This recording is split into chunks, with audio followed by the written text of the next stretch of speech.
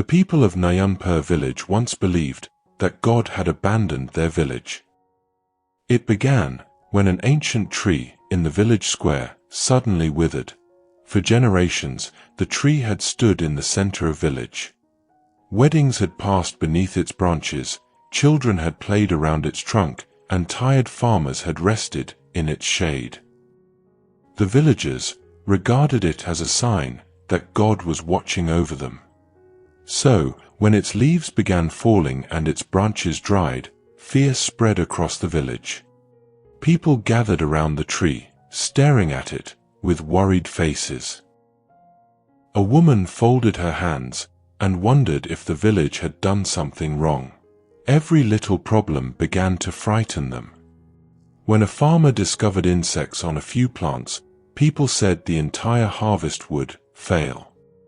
When the village shopkeeper had fewer customers one morning, he feared that his business was coming to an end. When strong wind damaged part of a woman's roof, she believed something worse would soon happen to her family. People stopped making plans. Their work became slower, celebrations were postponed, and laughter disappeared from the village square. A young boy named Maru watched the village change before his eyes. He went from one person to another, asking them to return to their usual work. The fields were still fertile, the wells still contained water, and their hands had not lost their strength. But nobody listened to him. They told Maru that he was too young to understand what the withered tree meant. Maru became worried. He went to a wise barber and told him everything that had happened in his village. Barber listened carefully. Then he reached beside his mat and picked up an ordinary pair of wooden sandals. Without explaining anything, Barber asked Maru to take him to the village. When they arrived, Barber sat in the village square and placed the wooden sandals in front of him. Curious villagers soon gathered around.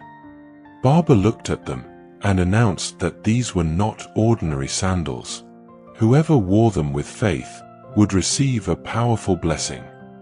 That person would feel divine strength, fear would leave the heart, and happiness would return to their life. The villagers looked at one another with wide eyes. They wanted to try the sandals, but nobody wished to go first.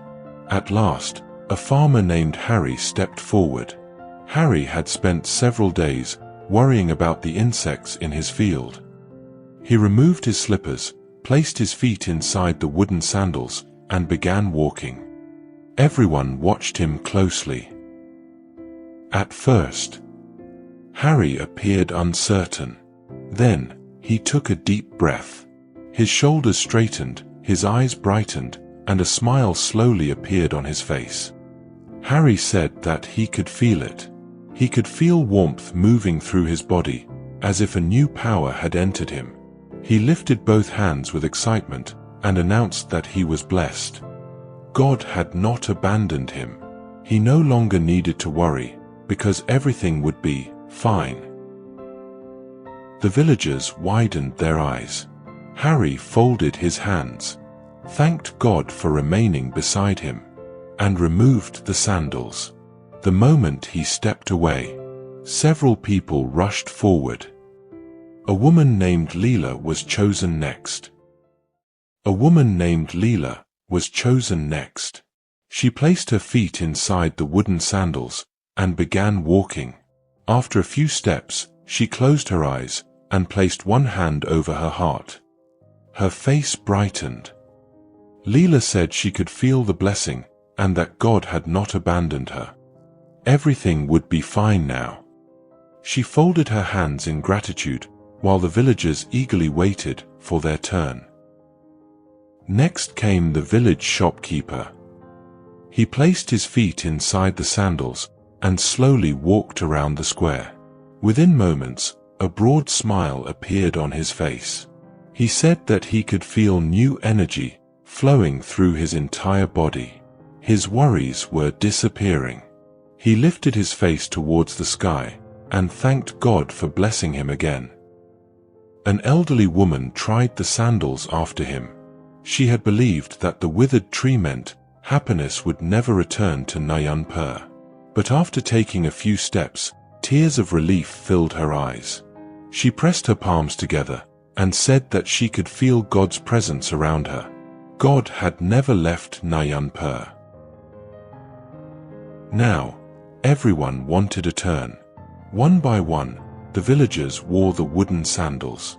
A potter said that his hands felt powerful again. A farmer said that all the fear had left his heart. Two brothers, who had been expecting misfortune, held each other's hands and thanked God. The tree was still withered. The damaged roof had not repaired itself. The insects were still in Harry's field, and the shop had not gained a single new customer. Yet, every villager returned home feeling blessed. That evening, prayers of gratitude could be heard throughout NayanPur. The following morning, the village came alive again. Harry returned to his field with new energy. Leela began arranging help for her roof. The shopkeeper cleaned his shop, opened the doors early, and welcomed his customers with a smile. The potter returned to his wheel, the farmers returned to their land, and children began playing in the village square again. Maru watched everything with amazement. Later, when all the villagers had gone, he approached Baba. He looked at the wooden sandals with excitement and asked if he could wear them too. Baba smiled and pushed the sandals towards him. Then, Baba told Maru the truth. There was no magic in those wooden sandals. Maru stared at him in shock. He could not understand. Harry had felt warmth. Leela had felt a peaceful energy. The shopkeeper had felt new strength. Every person who wore the sandals had experienced something powerful. How could all of that happen if the sandals were ordinary? Baba looked towards the withered tree and began to explain. The tree had never taken God's blessing away from NayanPur. Once they believed they were doomed, every little problem became proof of their fear. A few insects became the end of an entire harvest. A damaged roof became a warning of disaster. One slow morning at the shop became a sign of complete failure.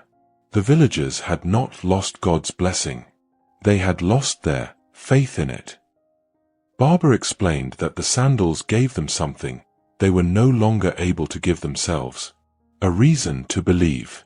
The moment they believed they were blessed, their fear became weaker.